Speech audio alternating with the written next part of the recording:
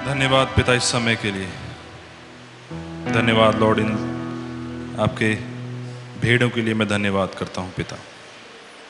पिता धन्यवाद कि आपकी उपस्थिति यहाँ है, आप हम में हैं। मैं धन्यवाद करता हूँ, आपका प्रेम हमारे साथ है। मैं धन्यवाद करता हूँ लॉर्ड।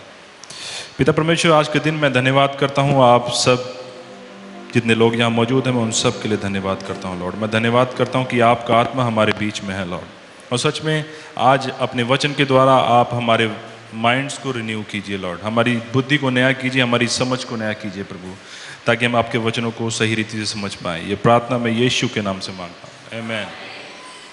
सब बैठ सकते हैं।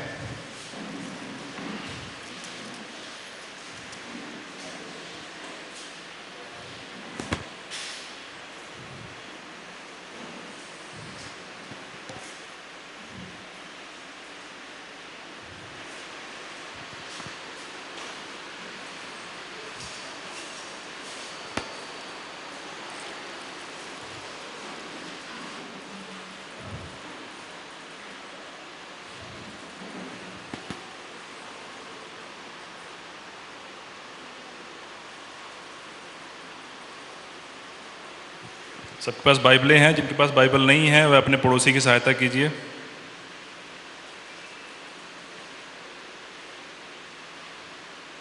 मैं सब खोलेंगे रोमियो की पुस्तक, रोमियो की पुस्तक 12 अध्याय।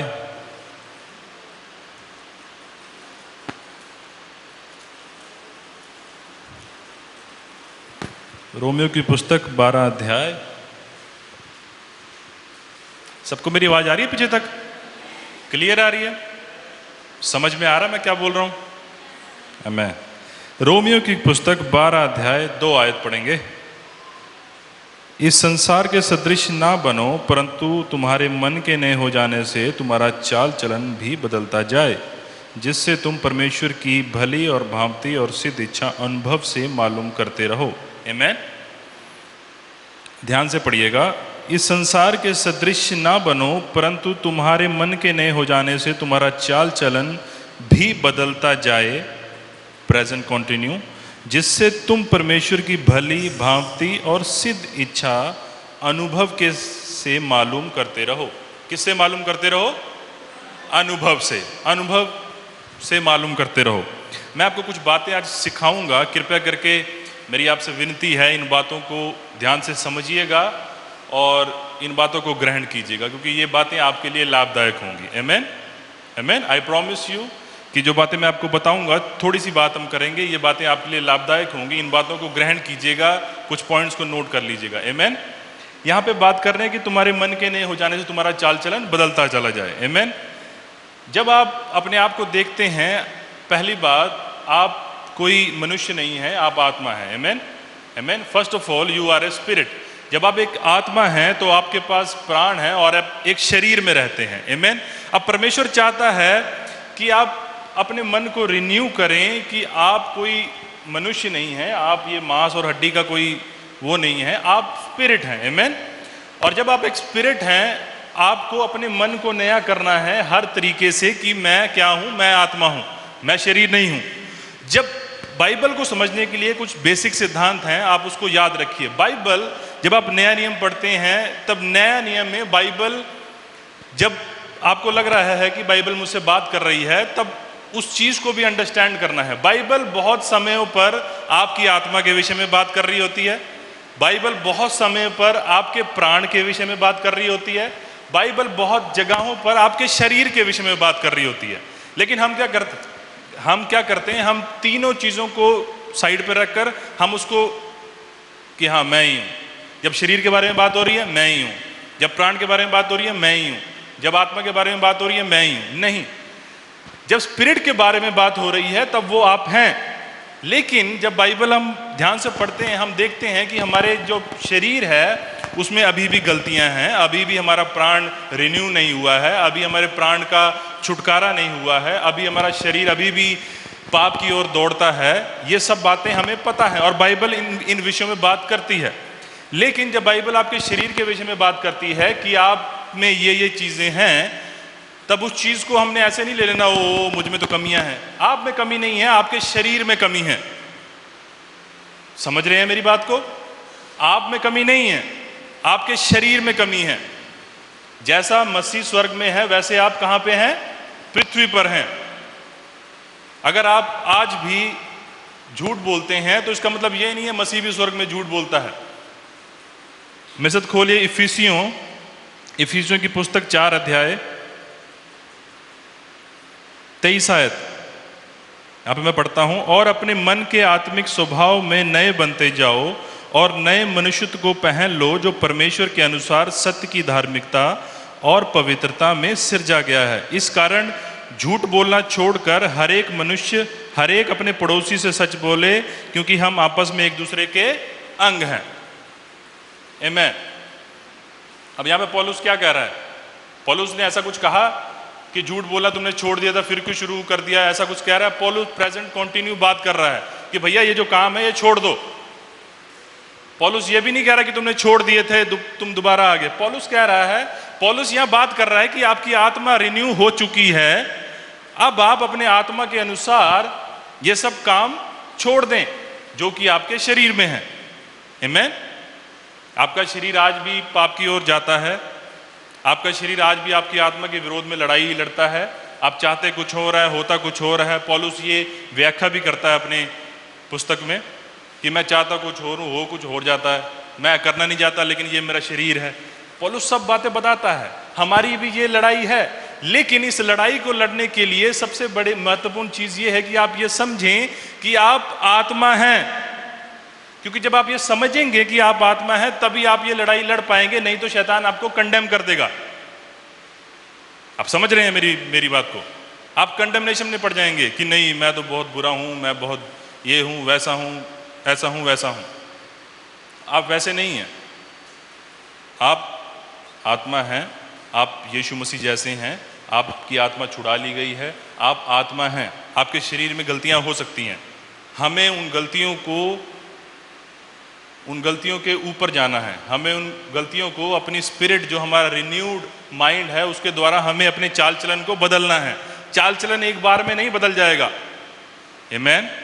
चाल चलन एक बार में नहीं बदल जाएगा। जब हम स्कूल में जाते हैं तो ऐसा नहीं होता कि स्कूल में बस एडमिशन ले ली और हमने ABCD आ गई, मैथ भी आ गया, सब कुछ आ गया। जब बच्चा स्कूल में जाता है वो धीरे धीरे एटिकेट सीखता है, वह धीरे धीरे नॉलेज गेन करता है, वह धीरे धीरे सब कुछ बातें सीखता है। ऐसे ही जब हम रिन्यू होते हैं, जब हम नए के कर दिए जाते हैं, मसीह में दोबारा पैदा होते हैं, तब अब हम धीरे धीरे चीजों को सीखते हैं। लेकिन बुरा शिक्षक वो है जो बच्चे को कंडेमनेशन में डाल दे, तुझसे तो कुछ होता ही नहीं है, दोष भावना में डाल दे, तुझसे तो कुछ होगा ही नहीं, तू तो ऐसा है, तू तो वैसा है। आपने देखा है मेरे बचपन में जब कुछ गलतियां हो जाती थी, पहाड़े बूढ़े कर रहे हैं तो टीचर ने कटाई करनी, लेकिन कभी समझाया नहीं। आमीन।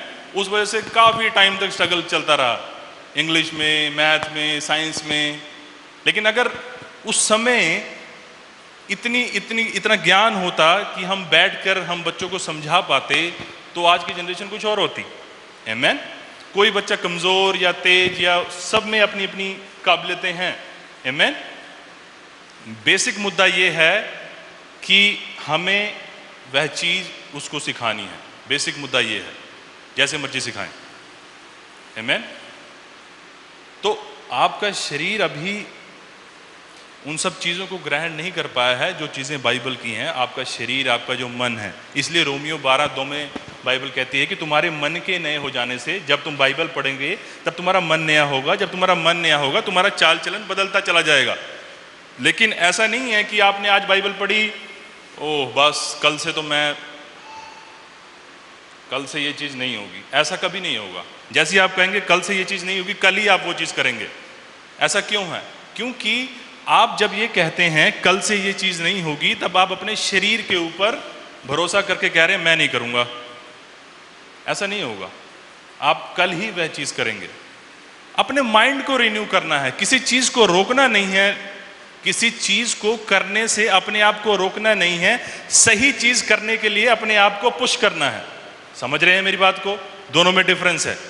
किसी चीज को रोकने के लिए, ना करने के लिए अपने आप को रोकना नहीं है, सही चीज को करने के लिए अपने आप को पुश करना है। अगर आपको झूठ बोलने की आदत है तो आप अपने आप को ये नहीं कहेंगे कि मैं कल से झूठ नहीं बोलूंगा, आप अपने आप को ये कहेंगे मैं कल से सच बोलूंगा। जब आप फोकस करेंगे सही चीजों पे तब आप देखेंगे आपका मन नया होना शुरू होगा। लेकिन हम क्या करते हैं, शैतान हमें कंडेम कर देता है, तू कल ही बोलेगा, हम कहेंगे मैं नहीं बोलूंगा यीशु मसीह के नाम से। हम बहुत बार ऐसा करते हैं, यीशु मसीह के नाम से कल तू देख लियो, मैं बोलूंगा ही नहीं, और आप कल ही वह चीज कर रहे होते हैं। और जब आप कर रहे होते हैं तब आप कंडमनेशन में होते हैं, तब वह आप पे दोष लगाता है, और जब आप दोषी फील करते हैं तब आप बार बार उसी एक सर्कल में फंस जाते हैं। अपने आप को दोषी फील नहीं कराना है। जब आपको लगता है आप में अगर कोई आदत है तो वो है, आमीन, उसको अंगीकार कीजिए प्रभु के सामने, मेरे पास आदत है, मुझ में आदत है प्रभु, ये इसको टैकल करना है। जब आप उस आदत को अंगीकार करने के बाद, जब आप उस आदत के विरोध में जो चीज है वो करना शुरू करेंगे, तब चीजें सेट होंगी। ऐसा नहीं है मैं उस आदत को छोड़ दूंगा, वह आदत कैसे छूटेगी? आदत कभी अपने आप में नहीं छूटती। आदत को छोड़ने के लिए दूसरी आदत डेवलप करनी होगी। अगर आपको झूठ बोलने की आदत है तो सच बोलना डेवलप करना होगा। जब सच बोलना आपका इतना स्ट्रांग हो जाएगा मॉरली, तो आप झूठ नहीं बोलेंगे। आमीन। मैं बहुत बार कहता हूं, कभी कभी कई लोगों से मेरी वो भी हो जाती है, बहस भी हो जाती है। मैं बहुत बार लोगों को, पास्टरों को, टीचरों को, हम बैठे होते हैं, साहिल, मैं, सैम, हम बहुत बार कहते हैं कि भैया लोगों को ये मत बोलो कि पाप मत करो, लोगों को ये बोलो कि तुम धर्मी हो, और जिस दिन लोग ये जान जाएंगे कि वह धर्मी हैं वह पाप छोड़ देंगे। लेकिन जब आप तुम लोगों को बोलते हो कि पाप मत करो, तुम ऐसे हो, तुम वैसे हो, वो और कंडेमनेशन में पड़ जाते हैं। आमीन। हमें अपने मन को नया करना है वचन के द्वारा।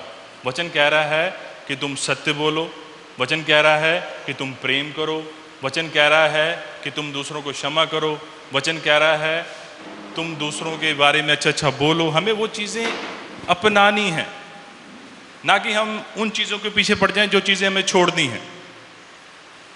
बेसिकली हम करते ये हैं, जो चीज़ें हमारे जीवन में हैं हम उन्हें छोड़ने के पीछे पड़ जाते हैं, ना कि जो चीज़ें हमें करनी हैं उन चीज़ों के पीछे पड़ जाते हैं। जब आप बाइबल पढ़ते हैं, पहली बात अपने मन को नया कीजिए, इस वचन पे मेडिटेट कीजिए, बार बार मनन कीजिए कि आप आत्मा हैं, आपके पास प्राण है और आप शरीर में रहते हैं। इस चीज़ को बार बार मनन कीजिए, मनन कीजिए, मनन कीजिए, बार बार मनन कीजिए। क्योंकि जब आप इस बात को समझ जाएंगे तो ही आप देखेंगे कि आशीषें आपके जीवन में फ्लो कर रही हैं। प्रार्थना मत कीजिए इस विषय में, जैसे कि अभी सैम ने कहा कि